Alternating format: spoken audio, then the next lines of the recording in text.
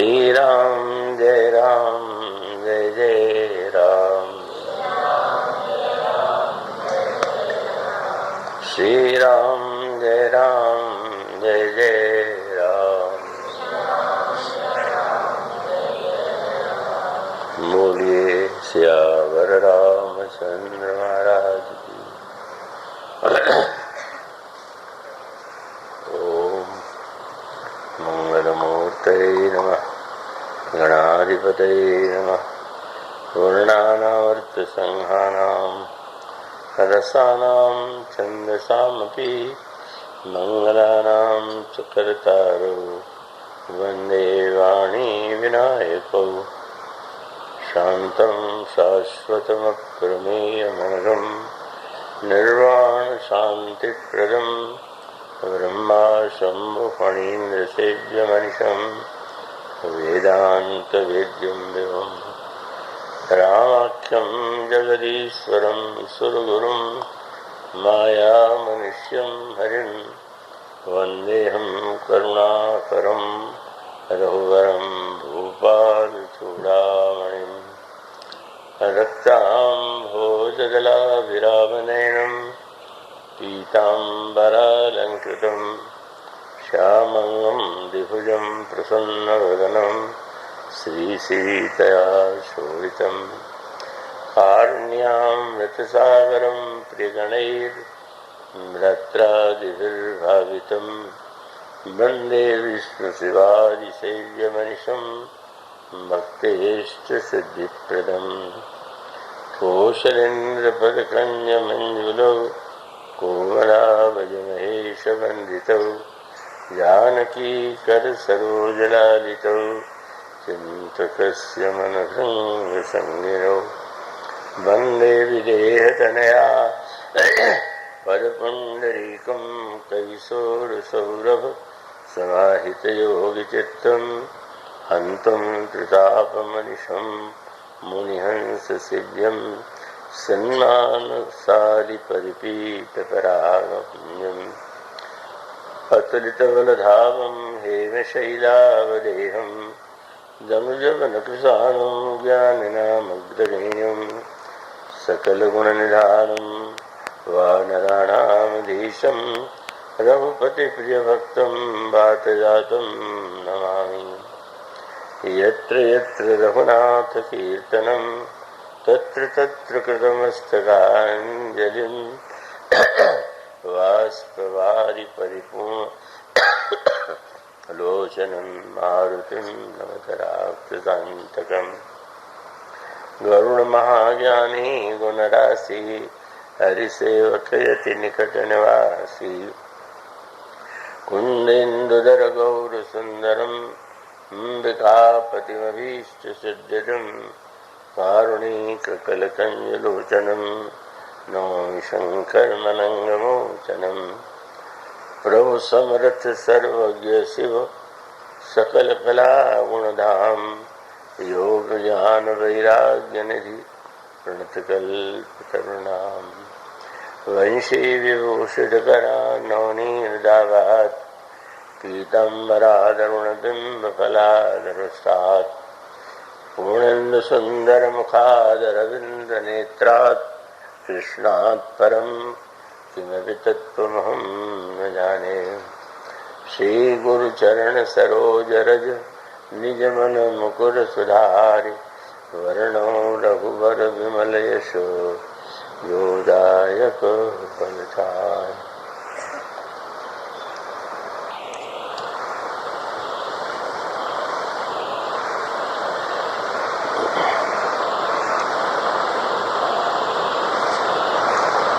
मोहि विलोक धरहु मन धीरा राम कृपा कस भयो शरीरा।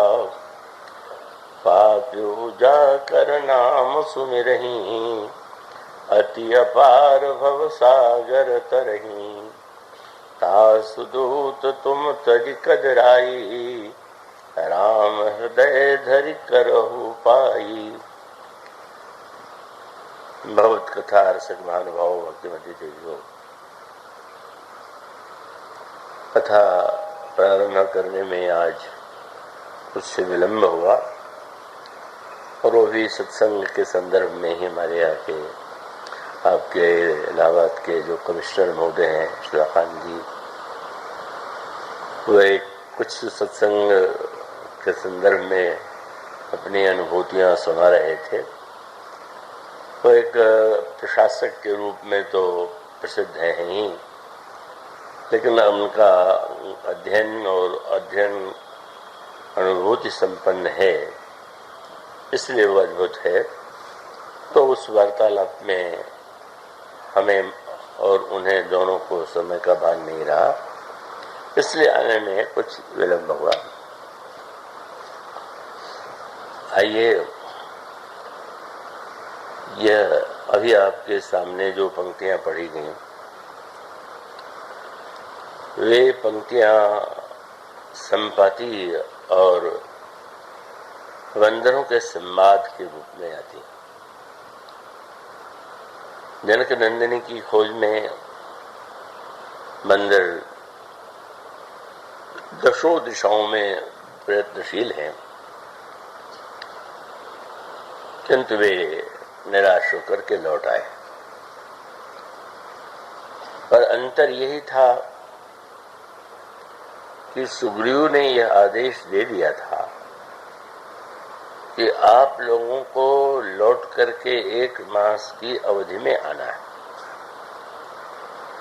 और 1 मास की अवधि व्यतीत हो जाने के बाद भी अगर आप जनक नंदिनी सीता का पता लगाकर आवेंगे तो आप स्वागत है, लेकिन अगर आपने वह लक्ष्य कार्य पूरा नहीं किया और आपने अवधि व्यतीत कर दी तो मृत्युदंड मिलेगा।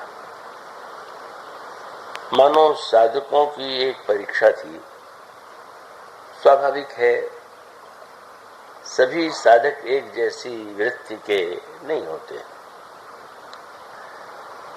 मानो संकेत है, यह जो दशों दिशाओं में बंदर भेजे गए, इसका एक विशेष उद्देश्य है, और आध्यात्मिक अर्थों में, व्यवहारिक अर्थों में उसका एक मधुर संकेत है। और संकेत यह है कि जनक नंदिनी सीता के रूप में आप जिनका वर्णन सुनते हैं, उनका तात्विक और आध्यात्मिक रूप, जिसका वर्णन अनेक रूपों में किया गया है। शंकराचार्य जी महाराज ने, भगवान शंकराचार्य ने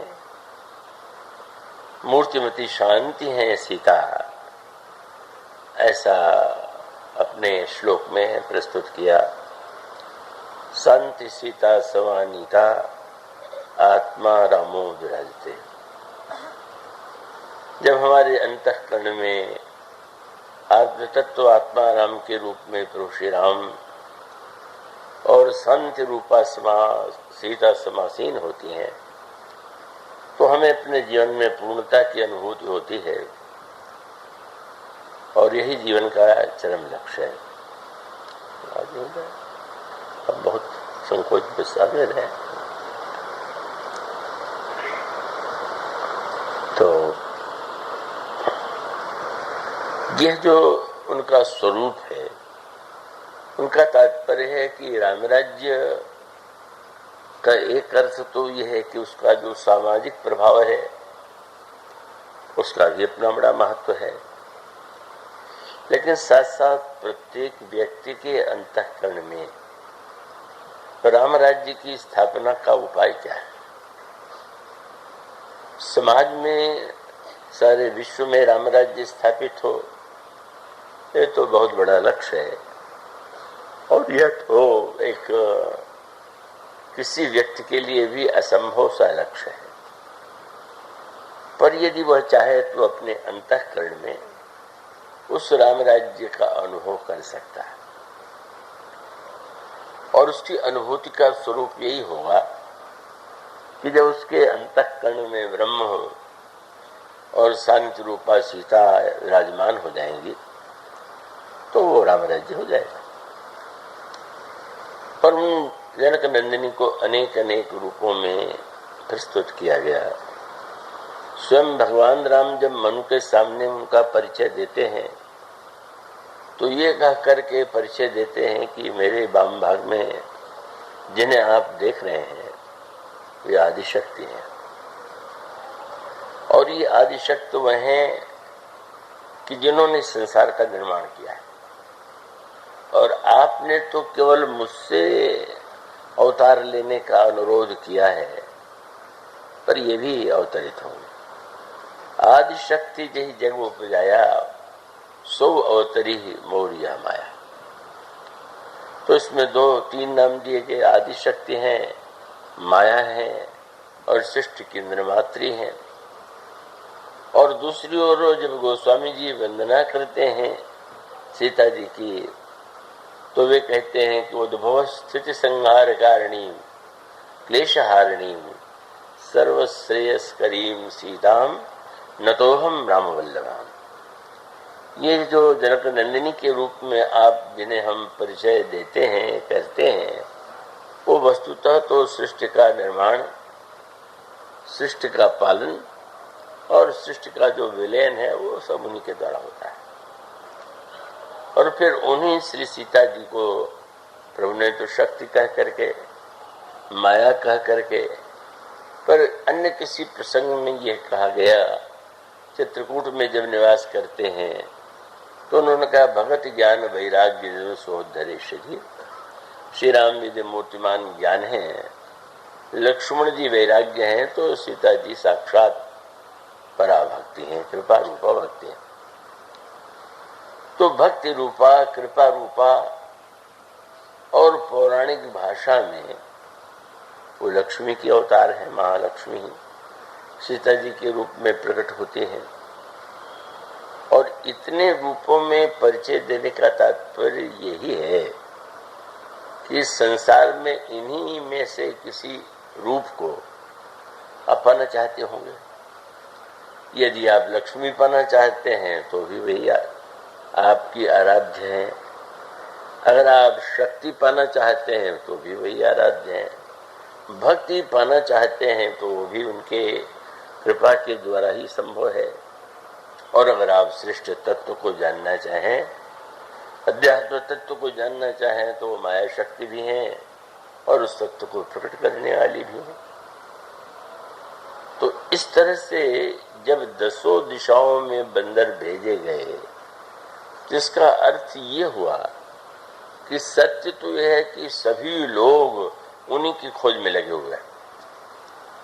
प्रयाग की सड़कों पर, शहर पर, नगर में, ट्रेन में आप लोगों को जाते हुए देखिए तो पता चलेगा कि अलग अलग जा रहे हैं, पर उद्देश्य तो एक ही है। कोई अगर लक्ष्मी पाना चाहता है, शक्ति पाना चाहता है, भक्ति पाना चाहता है या शांति पाना चाहता है, तो ऐसा कोई व्यक्ति ही नहीं है कि जो इन रूपों में से किसी एक रूप को न चाहता। लेकिन सभी उन्हें नहीं पा सकने में समर्थ नहीं होते। और यदि समर्थ नहीं होते तो क्यों नहीं होते? और अगर अनुचित रूप से कोई पाने का प्रयास करता है रावण के समान, तो उसकी दशा क्या होती है? तो इन 10 दिशाओं में बंदरों के जाने का अभिप्राय है।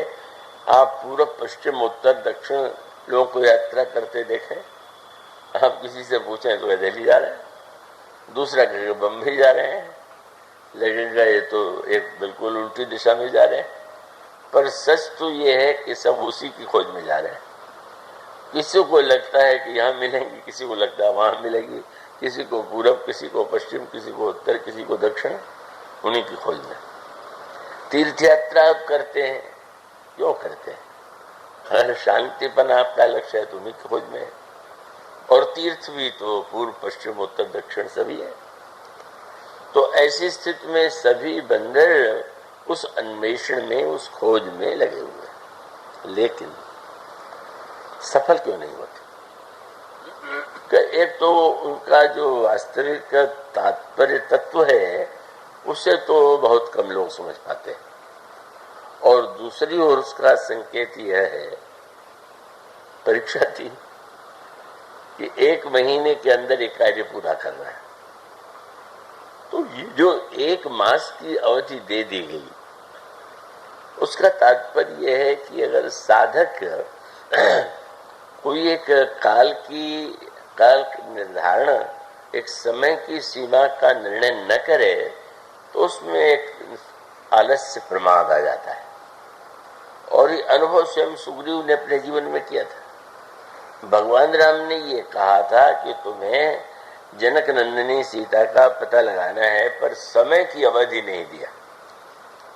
तो वो तो सुग्रीव को मार्ग मिल गया कि उन्होंने ये तो कहा है कि पता लगाना है, पर कब कितने दिन में ऐसा तो कुछ नहीं कहा। तो चलो अभी आनंद ले लें, भोगों को भोग लें, फिर आगे। आज भी तो बहुत से लोग ऐसे सोचते हैं कि भाई वो अभी क्या, अभी वो समय थोड़ी आया, अभी तो संसार के आनंदों को आनंद रस ले लें, फिर देखेंगे, बूढ़े जब हो जाएंगे और सब तरह से तब हम उनकी खोज में लगेंगे। एक बार एक सज्जन ने मुझसे कहा कि नवयुवक कम भाग लेते हैं, यहाँ तो नवयुवक भी बड़ी संख्या में आते हैं, कहीं कहीं ऐसा भी होता है कुछ अधिक वृद्धि दिखाई देते हैं, तो नहीं आते। तो मैंने यही कहा कि चिंता मत कीजिए, ये नौजवान भी तो कभी न कभी बूढ़े होंगे, तब आने लगेंगे, आए बिना तो काम चलेगा नहीं। आप तो इतने व्याकुल हो रहे हैं। पर इसका अर्थ ये है कि पाना तो सभी चाहते हैं, अब उनको जो आनंद जहां लग रहा है वहां जा रहे हैं। तो उसलिए परीक्षा क्या हो गई कि काल की अवधि का महत्व इसलिए है कि आप में चेतना और स्फूर्ति बनी रहे। इसलिए जो अनुष्ठान आदि किए जाते हैं उनमें इतना जप नित्य करना है, इतने दिनों का ये मंत्र जप करना चाहिए। इन सब का उद्देश्य है कि साधक के जीवन में एक क्रम हो और एक संकल्प उसके मन में हो कि ये कार्य मुझे इतने दिनों में पूरा करना है। कई बार ये प्रश्न आता है माला के द्वारा जप क्यों, तो उसका भी मनोविज्ञान ये कि माला होने से तो व्यक्ति को ये पता चल जाता है कि इतनी संख्या में जप हुआ, और न हो तो थोड़ी देर में लगने लगता है बहुत देर हुआ। तो माला का अर्थ ये है कि वो आपको एक दिशा देती है कि इतनी संख्या में आपको करना है। अभी उन लोगों की बात नहीं करता कि जो केवल माला दिखावे के लिए करते हो, ऐसे लोग भी बहुत संख्या में होते हैं, तो वो बात तो अलग हो गई। लेकिन माला एक सहायक है, उसको सहायक मान करके ही इस प्रकार के विधान बनाए गए। तो संख्या का विधान, माला का विधान, आसन का विधान, यह व्यक्ति को नियंत्रित करने के लिए एक मार्ग। वो तात्विक सत्य नहीं है, वो तो केवल भावनात्मक साधना के दृष्टि से स्वीकार किए गए सत्य है। प्रातः काल 4 बजे उठना चाहिए, ये कोई महज सत्य नहीं, पर साधक सत्य है। अब वो तो व्यक्ति अगर 8 बजे तक भी सोवे और सोने के बाद उठ करके भगवान का नाम ले, तो ऐसा तो नहीं कि भगवान का नाम रूठ जाएगा। इसका बहाना लेकर के आप 8 बजे सोने का नियम न बना लीजिए, लेकिन भगवान थोड़ी रुष्ट हो जाएंगे कि तुम 8 बजे सो के क्यों उठे हो। भगवान को उससे नहीं लेना देना है, आपको स्वयं लेना देना। आप अगर साधन में एक गति चाहते हैं, स्फूर्ति चाहते हैं, तो आपको स्वयं नियम लेना चाहिए। इसीलिए गणेश जी महाराज के स्वरूप में जब आप देखते हैं कि उनके हाथ में अंकुश है, तो बहुत बड़ा संकेत है। जहां हाथी होगा वह अंकुश भी होगा, लेकिन वो अंकुश जो होता है वो होता है जो महावत उसके सिर पर सवार है, और जरा भी हाथी ने कुछ गड़बड़ी दिखाई तो प्रहार कर दिया। पर ये गज बदन, ये इनका मुख तो गज का है, लेकिन इनके सिर पर कोई महावत नहीं, कोई पिलवान नहीं। और ऐसे की भी आवश्यकता नहीं कि जो अंकुश लेकर के प्रहार करता रहे, स्वयं उनके हाथ में अंकुश है। और इसका अर्थ है कि आप अगर अपने आप में अंकुश लगाते हैं तो ये आपके लिए उपयोगी। आप निरंकुश हो जाएं, मनमानी करने लगे, तो वो आपकी निरंकुशता तो आपको ही बुराई कष्ट की ओर ले जाएगी। मानो गणेश जी महाराज विवेक के देवता यह बताते हैं कि अपने ऊपर स्वयं अंकुश रखिए। दूसरा कानून का अंकुश हो, धर्म का अंकुश हो या किसी समाज का अंकुश हो, और उसी अंकुश के कारण आप अगर कुछ कार्य करते हैं तो यूं तो ठीक है, लेकिन ये तो कोई मनुष्य के लिए आदर्श नहीं हो सकता। और इसलिए यहाँ पर ये जो यात्रा है और उस यात्रा में जो क्रम है उसका तात्पर्य यही कि साधक में क्या सावधानी होनी चाहिए। तो 10 दिशाओं में जाने वाले बंदरों में अंतर क्या था? अंतर यही था कि वो लोगों ने गणित कर लिया, और साधना में गणित का प्रयोग जब भी बहुत होगा तो साधना फिर वो अधूरी रह जाएगी। गणित का प्रयोग बड़ा है, एक बड़ी सावधानी की बात है। गणित का प्रयोग कीजिए पर बहुत कम, और आप गणित ही करते रहे और गणित करते हुए मुख्य उद्देश्य तो भूल जाए। अब आप जब कर रहे हैं तो आपको अंक की याद आने लगे, कब पूरा होगा, कितने देर में पूरा होगा, तो फिर वो तो आपका जो कार्य है वो तो स्वयं आपके लिए विघ्न बन गया। तो इसलिए इसका अभिप्राय ये है कि जो दुर्बल साधक होता है वो बंदरों में था। उन्होंने कहा कि सुग्रीव जी ने 1 महीने के बदले दिया और ये कह दिया है कि उस अवधि के भीतर आए, ठीक है, न भी आए, विलंब से आए तो भी ठीक, और अवधि भी व्यतीत हो गई और विलंब से लौटे तो मृत्युदंड। तो जो गणितज्ञ बंदर थे उन्होंने कहा उतने दूर चलो जिसमें 1 महीने में लौटा। हम बस मिल जाए इतने में तो ठीक, न मिले तो प्राण तो बचे रहेंगे। मानो सारा गणित जब इसी में लगा दिया जाए कि भाई कितने जाने में हम 1 महीने में आके लौट सकेंगे, तो वो तो भगवत प्राप्ति या भक्ति प्राप्ति के लक्ष्य से जो जुड़ा हुआ व्यक्ति है उसके लिए तो कल्याणकारी नहीं है, उपयोगी नहीं। वो लघु गाथा आपने अवश्य सुनी होगी, विनोद भरी सी लगती है पर उसका तात्विक अर्थ है कि 2 व्यक्ति साधन की महिमा सत्संग में सुन करके साधन करने बैठे, और संयोग ऐसा है कि एक बट के नीचे बैठ गया और दूसरा इमली के नीचे। दोनों का जप चल रहा था और देवर्षि नारद भ्रमण करते हुए जब उधर से आए तो क्रमशः दोनों ने प्रणाम किया और नारद जी से कहा कि आप तो भगवान के लोक में नित्य जाते हैं, हम उनका दर्शन पाना चाहते हैं, तो पूछ करके आइएगा कि भगवान कितने दिनों में दर्शन देंगे। नारद जी गए, उन्होंने कहा महाराज वो 2 भक्त आपके वहां साधन कर रहे हैं और प्रश्न दोनों का एक ही है, आप उत्तर बता दे तो मैं उनको बता दूंगा। तो जब उन्होंने कहा कि पूछा है कितने दिनों में, तो उनका जो बट के नीचे कर रहा है उससे कह देना कि बरगद में जितने पत्ते हैं उतने जन्म के बाद। नारद जी घबरा गए कि कौन सा गणित हो गया, लेकिन जब पूछा गया कि वो हमारा जो दूसरा वाला है, बोले वही सिद्धांत, इमली में जितने पत्ते हैं उतने पत्ते उतने जन्म के बाद। नारद जी को लगा कि मैं जानता तो उसको भी बट के नीचे तो बैठा देता कि भाई संख्या कुछ कम तो हो जाए। अब क्या करें, गए और जब उत्तर लेकर के लौटे तो बट वृक्ष के नीचे जो साधक था उसने पूछा महाराज प्रभु ने क्या कहा?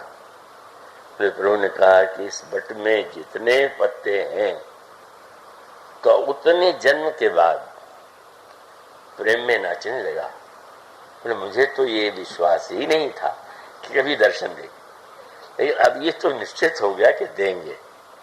इतने जन्म बाद सही, पर देंगे तो ये तो प्रभु ने वचन दे दिया, इससे बढ़ के बड़ा मेरा सौभाग्य क्या होगा, आपने बड़ी कृपा किया। और तब नारद जी ने सोचा देखें, लेकिन जब इमली के वृक्ष के नीचे बैठने वाले साधक से वही उन्होंने कह दिया, तो पहला काम किया, माला फेंका, आसन फेंका। मैं क्या जानता था, मैं सोचता था थोड़े दिन में भगवान का दर्शन हो जाएगा तो सिद्ध महात्मा मानेंगे, मेरी पूजा करेंगे, चारों यश फैलेगा। आप इतने जन्म, ना ना व्यर्थ, हम क्यों अपने जाकर के घर के उसमें आनंद में डूब जाए।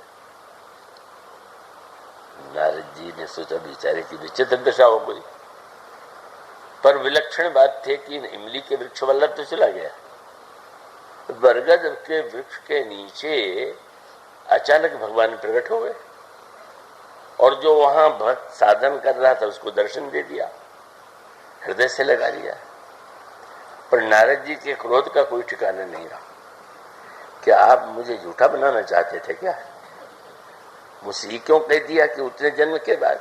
अभी तो एक जन्म भी उसका पूरा नहीं हुआ, आपने दर्शन दे दिया। तो भगवान ने कहा, नारद ये क्या तुमने ये सचमुच मान लिया है कि मेरे दर्शन का संबंध किसी काल की सीमा से है क्या? अगर मैं सर्वव्यापक हूँ, सर्वकाल में सब कुछ हूँ, तो वस्तुतः यह तो परीक्षा थी कि साधक के हृदय में पाने की उत्कंठा भी है कि चलो ये भी कुछ कर ले, ये भी कुछ हो जाए, इसके द्वारा भी कोई चमत्कार से दिया जाए। तो इसका अभिप्राय है कि अधिकांश लोगों की विफलता का कारण भी यही है कि अगर वो अन्य प्रकार के साधन भी करते हैं तो उनका ध्यान सदा इस बात की ओर बना रहता है कि कोई चमत्कार हुआ कि नहीं, कुछ नई बात आई कि नहीं, लोग महात्मा मानने लगे कि नहीं। अब इस वृत्ति को तो व्यक्ति को एक बार वृंदावन में एक सज्जन ने कहा, बड़े अच्छे व्यक्ति थे, जब कर रहे थे, भगवान बड़े सात्विक हृदय के थे। महाराज शिष्य कहने लगे, भगवान ने बड़ी विलक्षण कृपा किया। क्या? बोले कल मैं वो सोच रहा था कि किसमिस नहीं रह गई और मैं नित्य जलपान में लेता था, सो कोई आके दे गया। तो स्वामी जी हंसने लगे, बोले उस किसमिस के लिए हो गई है साधना क्या? मतलब क्या तुम्हारा लक्ष्य यही था कि तुम्हारे मन में किसमिस की इच्छा हुई तो किसमिस आ गई? रामायण में लिखा हुआ है कि जब कोई ज्ञान का दीपक जलाता है तो रिद्धि सिद्धि प्रेरई बहु भाई इंद्रिय बुद्ध ये हो बुद्धि जो परम से आनी तिन तन चितौ अनहित जानी। तो दसों दिशाओं में बंदरों का जाना यह जीवन का सत्य है, विश्वव्यापी सत्य है। और उसमें जो हम बातें सुनते हैं और सुन करके हम चमत्कृत होते हैं और वो आशा यही करते हैं कि वो इस प्रकार की सिद्धि चमत्कार हम आकाश में कब उड़ने लगे। एक किशोर मुझसे मिला तो पूछा, ऐसा कोई मंत्र बताइए कि सुना है कि उससे व्यक्ति आकाश मार्ग से चाहे जहाँ पहुँच सकता है। तो मैंने कहा भाई जहाज से चले जाया करो, जल्दी जल्दी पहुँच जाओगे। मानो हम उस लक्ष्य का वास्तविक तात्पर्य नहीं ग्रहण करते। और किसी भी लक्ष्य को पाने के लिए अगर आप में उसके लिए बलिदान देने की ये वृत्ति नहीं है तो आप ठीक है, आप लौट आएंगे। जीवन में हजारों करोड़ों लोग जी रहे हैं, जीने के बाद चले जाते हैं, उसमें अंतर क्या पड़ता है? तो जो अन्य दिशाओं के बंदर वह बताने के लिए है कि अगर हम चलते चलाते उसको भी एक अर्थ दे देते हों। वो एक सज्जन ने भजन गाया लखनऊ में, कितने झंझट तो है ही पर हरि झंझट भी होना चाहिए। तो हरि झंझट, हरि को आप अगर झंझट मान लेंगे और झंझटों में एक झंझट उनको भी जोड़ देंगे तो फिर अन्य झंझटों में जैसे कोई झंझट सुलझ जाए, कोई उलझ जाए, वो तो वही रहेगा। पर अंत में जो सर्वश्रेष्ठ थे वो दक्षिण दिशा की ओर जा रहे थे। दक्षिण दिशा को हम लोगों के यहाँ काल की दिशा, यमराज की दिशा माना जाता है। इसलिए वो परंपरा रात्रि के समय दक्षिण दिशा में पैर करके नहीं सोना चाहिए। उसके अपने अर्थ हैं, उसका तात्पर्य है, पर व्यवहारिक अर्थ मानो ये लगता होगा कि उधर अगर दक्षिण दिशा में पैर करके सोए और यमराज खींच के वहीं से ले गए तो जरा गड़बड़ होगा, इसलिए दक्षिण दिशा में पैर न करें। तो ये दक्षिण तो दक्षिण माने काल की दिशा, यम की दिशा। अगर आप उस लक्ष्य के लिए बलिदान करने के लिए प्रस्तुत है, शरीर के त्याग के लिए प्रस्तुत है, भगवान बुद्ध की तरह यह आसन शिष्य तुम्हें शरीरम, इस आसन पर मेरा शरीर सूख जाए, लेकिन जब तक मुझे लक्ष्य की प्राप्ति नहीं होगी, बोध नहीं होगा, मैं उसका त्याग नहीं करूंगा। तो वस्तुतः ये परीक्षा है साधक की, और इस परीक्षा हो जाने से घबराने की भी आवश्यकता नहीं और बहुत चिंतित भी नहीं होना चाहिए, क्योंकि जो विद्यार्थी एक साल फेल हो जाए तो जरूरी नहीं कि दूसरे साल पास ना हो, इसलिए करते रहिए। और इसलिए भगवान यह भी कहते हैं कि साधन का तत्काल करो, विलंब मत करो। और गीता में भगवान यह भी कहते हैं कि अर्जुन, अनेक जन्म संसिद्धिस ततो याति परांगति, अनेक अनेक जन्मों के बाद व्यक्ति परांगति को प्राप्त होता है। तो इस परीक्षा में अंततो गत्वा एक ही व्यक्ति है,